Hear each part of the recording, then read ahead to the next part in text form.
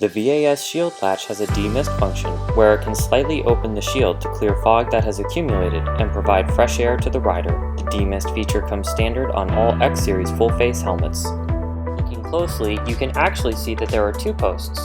The demist post sits on top of the latch post. The shield locks in when closed by passing over the latch post, as shown here. When opening, the shield comes back over the latch post. The shield will catch on the demist post until the rider pulls the shield away from it, giving enough clearance to pass by. While closing, this isn't necessary, of course, since the demist post is angled. But while opening, the rider will need to adequately pull the shield outward to clear the demist post. The rider can easily open the shield or click once to activate the demist feature. To close the shield, press down on it and it will find its way over the post and back into the latch.